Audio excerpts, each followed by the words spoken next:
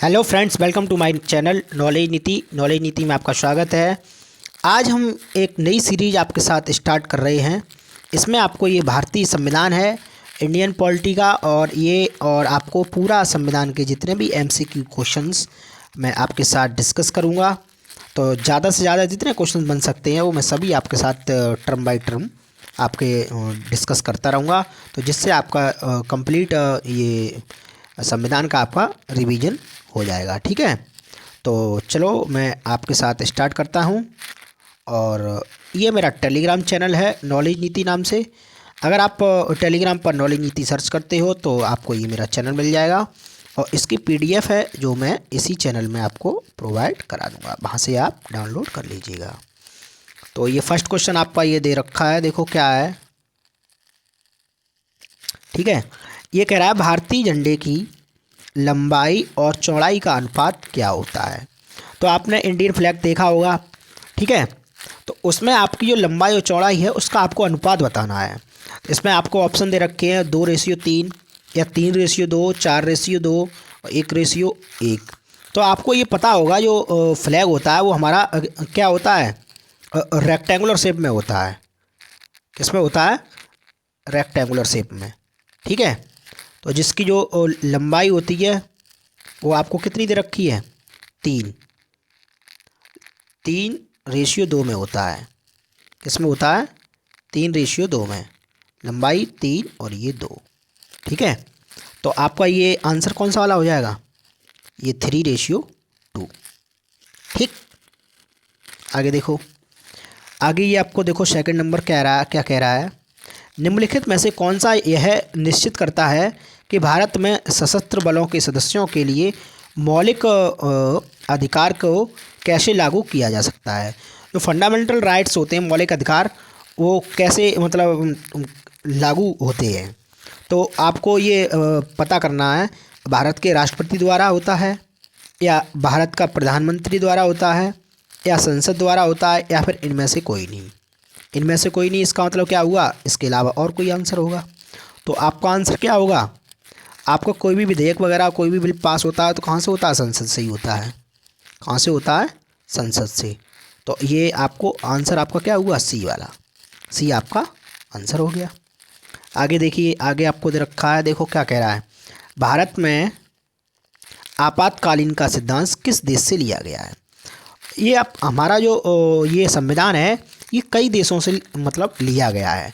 तो कहीं से कुछ लिया है, कहीं से कुछ लिया है, तो इन सभी को कंबाइन करके एक अपना इंडियन जो संविधान है वो बनाया गया था।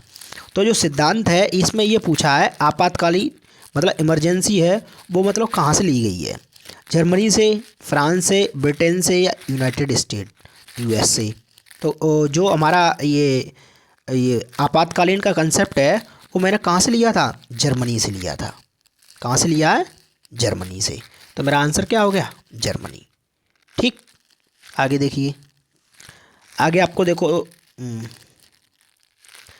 ये दे रखा है, देखो 4 नंबर क्या कह रहा है। निम्नलिखित पर ध्यान दीजिए। ये आपको देखो ये दे रखा है दिल्ली, पुडुचेरी, लक्षद्वीप और अंडमान एंड निकोबार द्वीप समूह। ठीक है, इनमें से कौन से केंद्र शासित प्रदेश की राज्यसभा में सीटें हैं। अब ये 4 आपको दे रखे हैं। ठीक है, 4 में आपको ये पता करना है राज्यसभा की सीटें किस किस में हैं। आपको दे रखा है देखो केवल 1 मतलब दिल्ली, केवल 1 और 2 दिल्ली पुडुचेरी, या दिल्ली पुडुचेरी लक्षद्वीप 3, या 1 2 3 4 दिल्ली पुडुचेरी लक्षद्वीप और अंडमान निकोबार। तो आपको ये पता है जो केंद्र शासित ये राज्यसभा सीटें हैं वो केवल आपको किस किस में दे रखी हैं।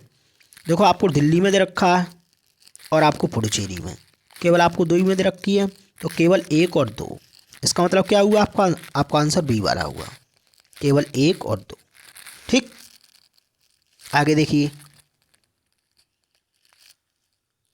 आगे आपको दे रखा है कोई वित्त विधेयक धन विधेयक है या नहीं है, इसका निर्धारण कौन करता है?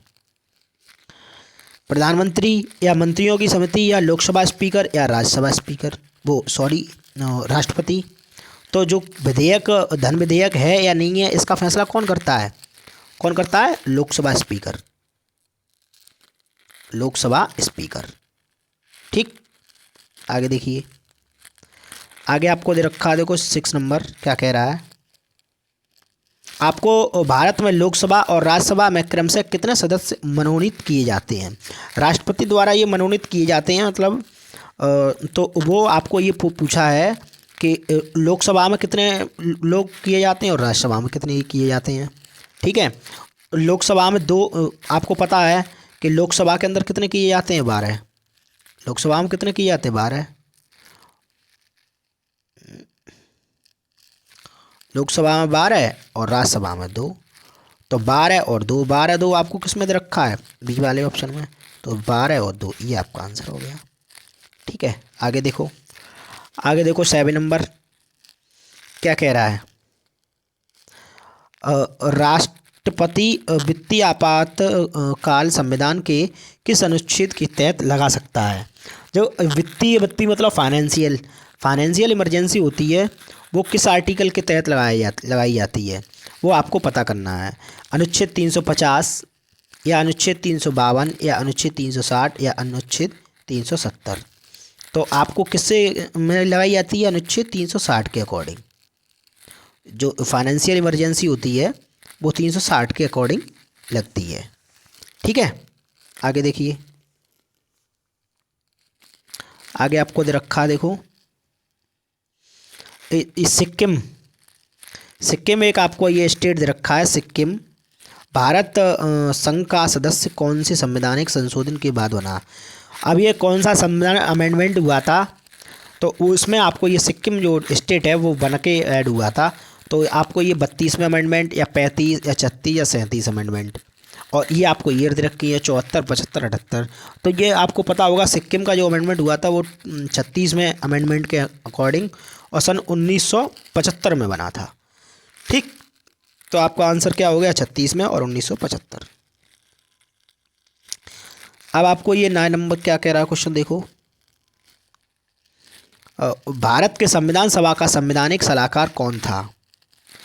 जो संविधान ये बना था उसके संवैधानिक जो सलाहकार थे वो कौन थे, डॉक्टर राजेंद्र प्रसाद या डॉक्टर भीमराव अम्बेडकर या सर BN राव या श्री KM मुंशी।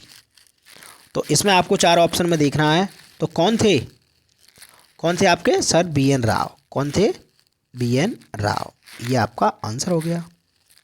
ठीक है, आगे देखिए 9 नंबर हो गया। अब आगे देखिए, आगे 10 क्वेश्चंस, 10 नंबर ये दे रखा है, देखो भारतीय संविधान अपनाया गया था। अब ये आपको ये भारत का जो संविधान था वो कब इम्प्लीमेंट किया गया था, ये आपको पूछा है, कौन सी डेट को किया गया था। 26 जनवरी 1950 या 26 जनवरी 1949 या 26 नवंबर 1949 या 31 दिसंबर 1949। तो मुझे कब किया गया था, ये 26 नवंबर सन 1949 को इम्प्लीमेंट किया गया था। ठीक है, तो मेरा आंसर क्या होगा, 26 नवंबर 1949। ठीक, आगे ये देखो आपको आंसर्स दे रखे हैं। अगर इसमें आपको कोई क्वेरीज हो तो आप मुझे कमेंट करके पूछ सकते हैं। ठीक है, जो ये मेरा चैनल है आपको PDF मिल जाएगी, आप ज्वाइन हो लीजिए। तो यहाँ मैं आपको चैनल प्रोवाइड करा दूँगा PDF।